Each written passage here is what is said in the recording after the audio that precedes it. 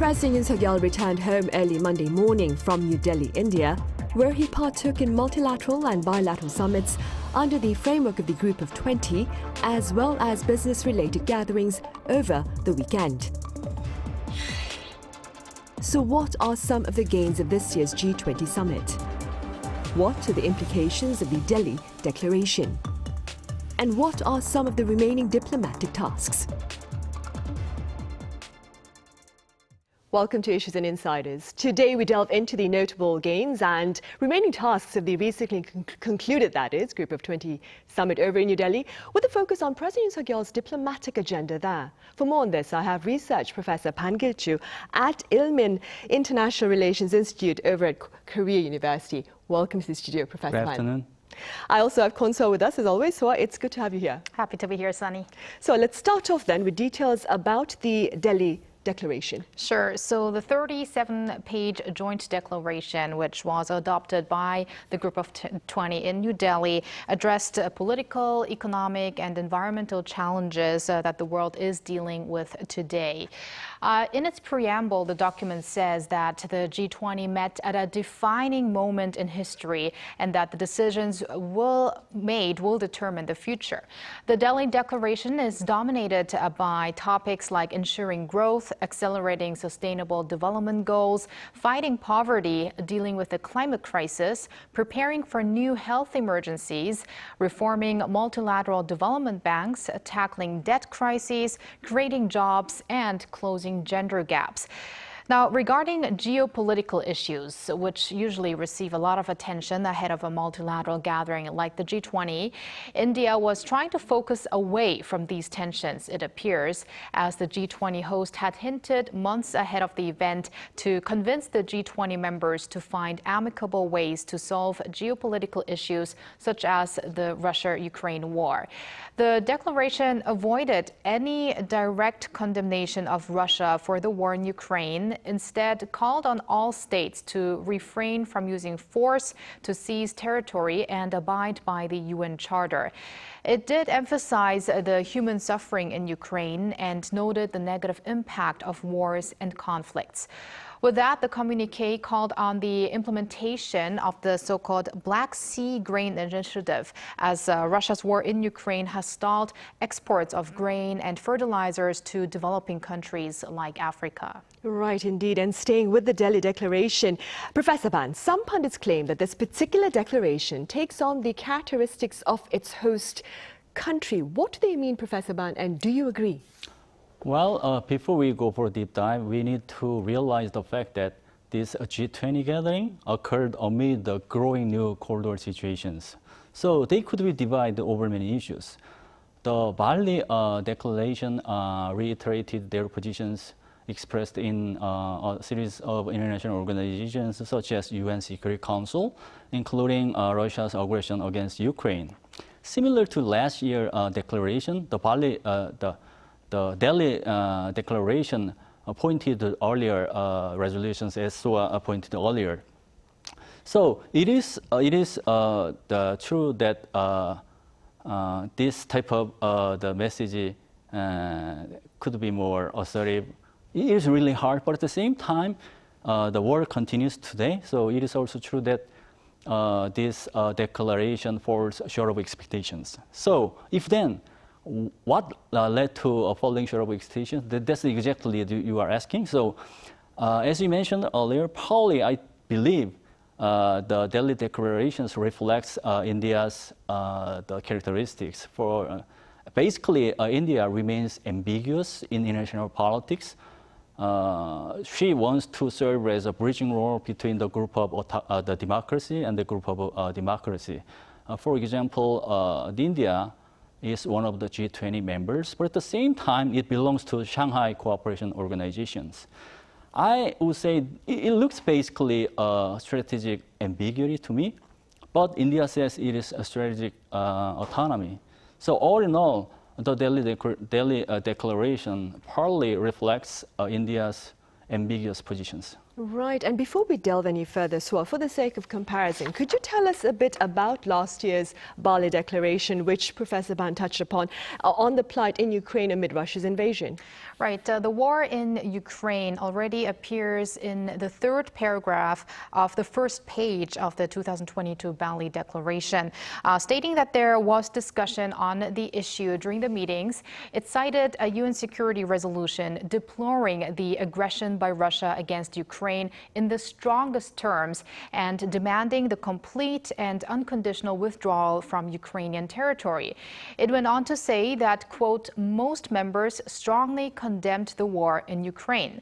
Reasons named were the causes of immense human suffering, as well as the impact on the global economy, that having been further described by constrained growth, increased inflation, disruption of supply chains, energy and food insecurity, and growing financial stability risks.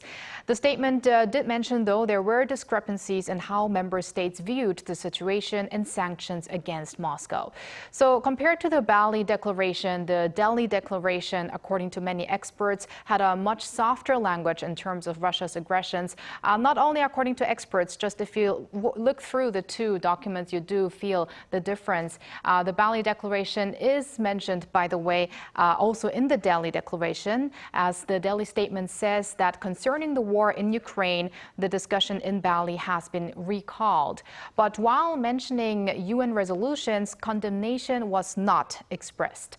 While there was some criticism regarding this year's wordings, especially from Ukraine, which said the G20 has nothing to be proud of in terms of the part about Russia, many other leaders deemed it significant that a text was able to be adopted, at least, as there were concerns that this year's meetings may end with no declaration at all. Right, and staying with the Delhi Declaration, Professor Pan, it also asserts, and I quote, the use or threat of use of nuclear weapons is inadmissible. What is the significance of this particular statement, Professor Pan, with regard to North Korea's nuclear weapons ambitions?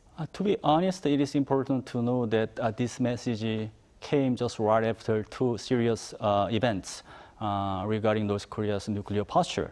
The first event was that Kim Jong-un commanded a full-scale nuclear exercise while targeting South Korea and the free world. Second, North Korea launched so-called nuclear submarine, to be more precise, a diesel submarine with 10 vertical tubes for nuclear weapons. These two serious events were intended to show the international society that North Korea is both willing and capable for using nuclear weapons. So, when timing is taken into consideration, this message could contribute to restraining North Korea's nuclear provocations.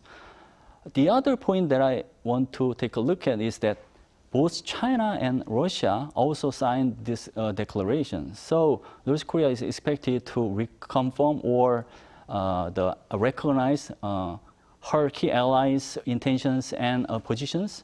So this could also help restrain North Korea's provocations, partly. If you ask me why this restraint could be just temporal, partly, I would say first, the Delhi Declaration is just a political statement with legal binding. So we are living in a world where power is at the forefront, not norms and rules. That explains why we need to preserve a rules-based international order. Secondly, amid the growing nuclear mechanism, both China and Russia need North Korea. Russia needs rockets and shells from North Korea.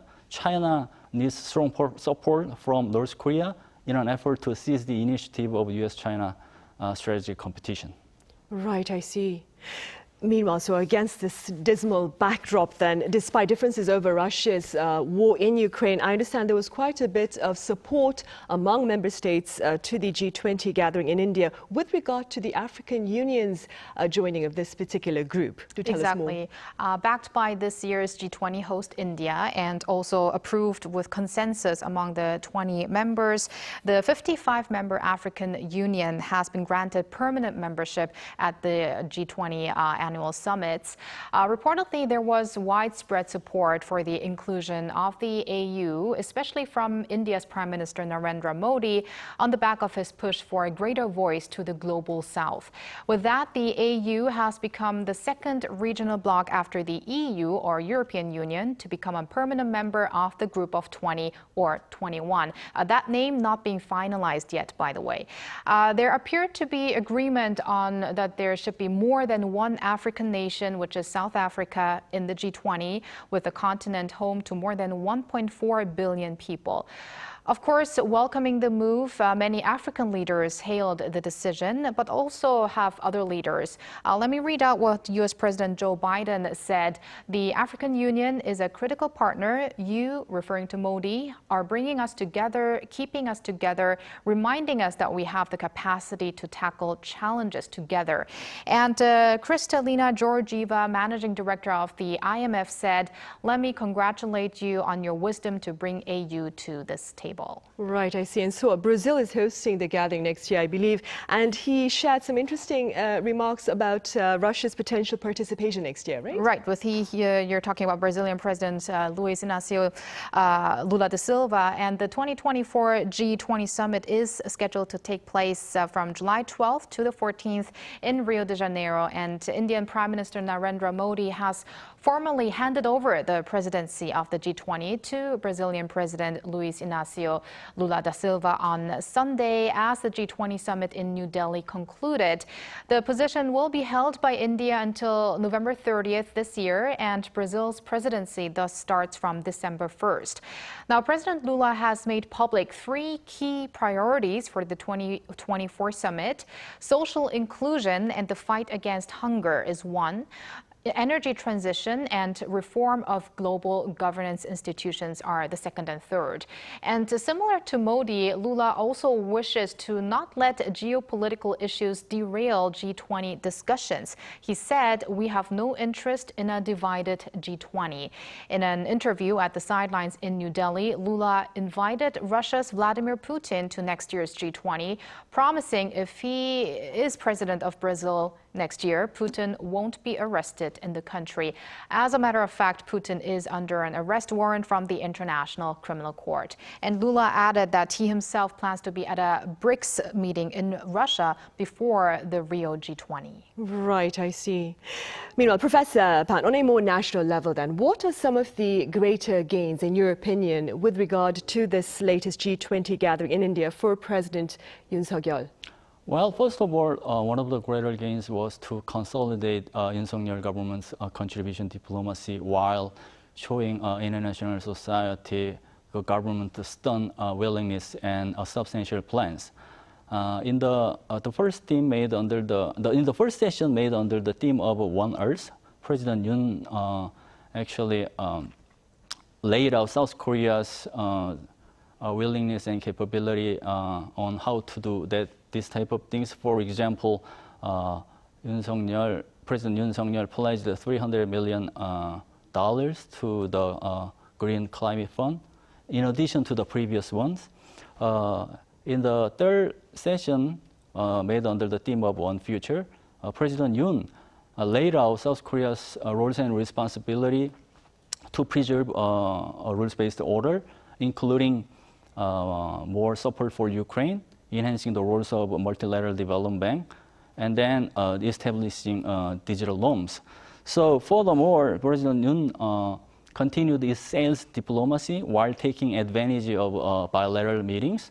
Basically, bilateral meetings allow two players to directly grapple with important and detailed issues in promoting economic cooperation. And third, it served as a golden opportunity to gain more support for hosting Busan Expo. And then finally, as I noted earlier, it showed international society directly or indirectly how dangerous North Korea's nuclear provocations are. Right, indeed.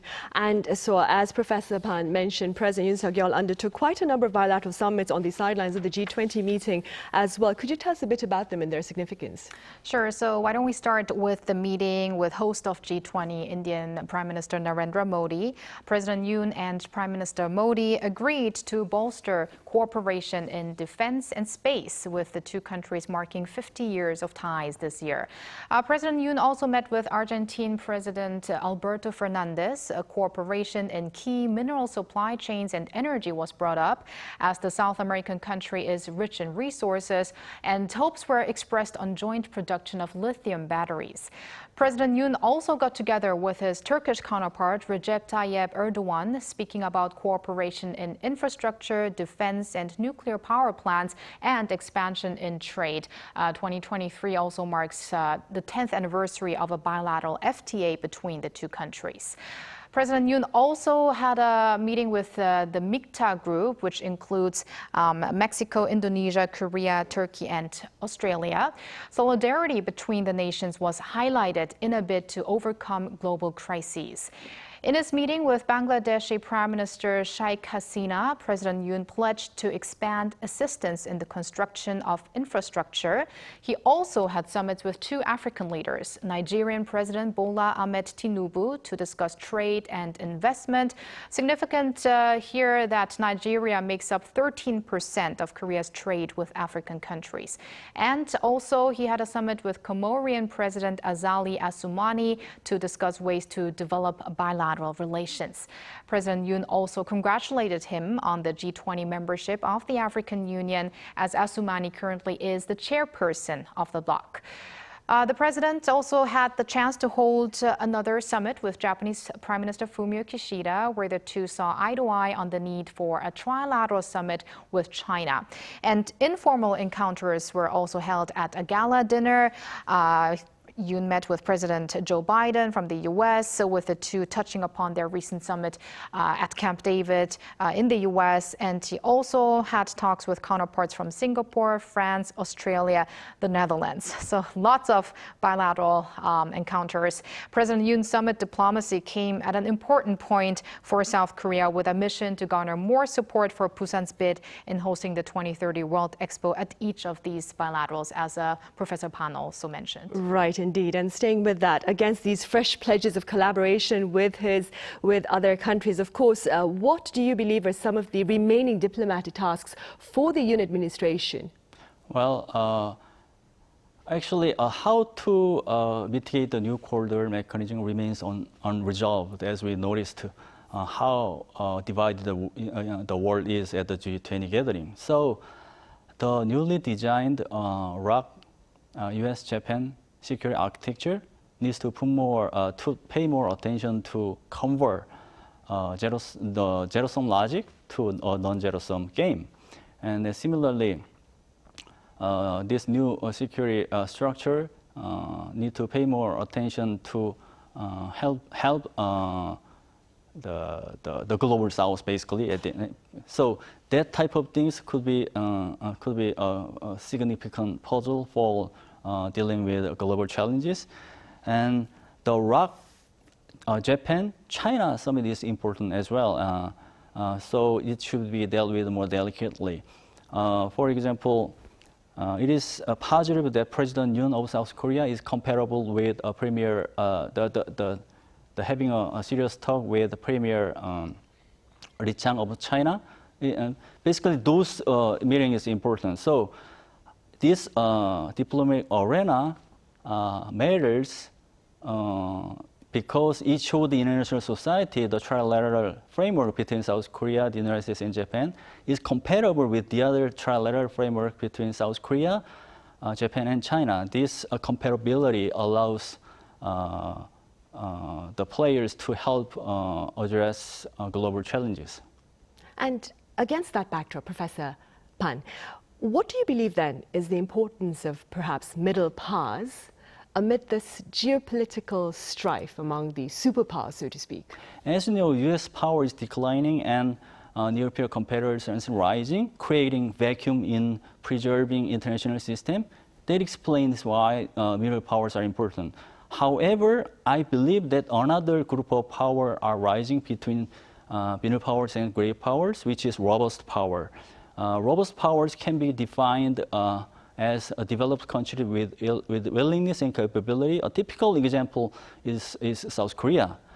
So why do they matter. Their roles are important because a great power alone is not enough to protect an international system around the world in a situation where her power is declining. Right, of course, you need the support of many, many countries then. Yeah. All right, Professor Pan, thank you so much for your time and your thoughts today. Thanks for having me. Right, and so as always, thank you very much for your input. Thank you. Right, well, that is all the time we have for this Monday's edition of Issues and Insiders. Thank you for watching. See you same time tomorrow.